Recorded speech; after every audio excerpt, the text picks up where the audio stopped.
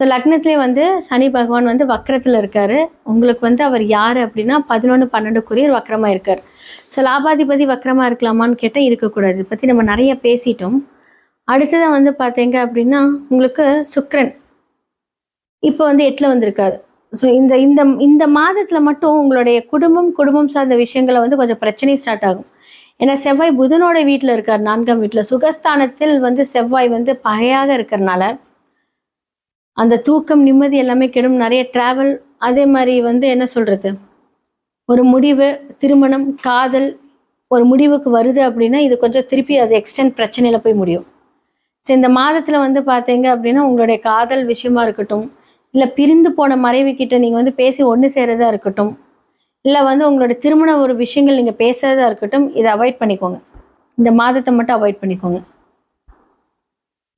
அதே மாதிரி வார்த்தைகளில் கவனம் தேவை. 2 பகை வீட்டில் இருக்காரு. நம்ம வந்து புதன் வீட்டில் இருக்கோம், நம்ம வந்து பேச ரொம்ப இன்டெலிஜென்ட்டாக பேசுகிறோன்னா அங்கே போய் பிரச்சனையில் உட்காந்துருவீங்க. சொல்லுவாங்க தெரியுமா, வாய் தான் எனக்கு பிரச்சனை அப்படின்னு. அந்த மாதிரி உங்களுக்கு வந்து அந்த ப்ராப்ளம் வந்து முன்னாடி நிற்கும். எப்போ யார் இவங்க பேசுவாங்க, என்ன பிரச்சனை பண்ணலாம் அப்படிங்கிற மாதிரி எல்லாம் வெயிட் பண்ணிருப்பாங்க. அதே மாதிரி 6லே போய் யார் உட்காந்துருக்காங்க, சூரியன், புதன், கேது எல்லாம் போய் 6லே உட்காந்துருக்காங்க.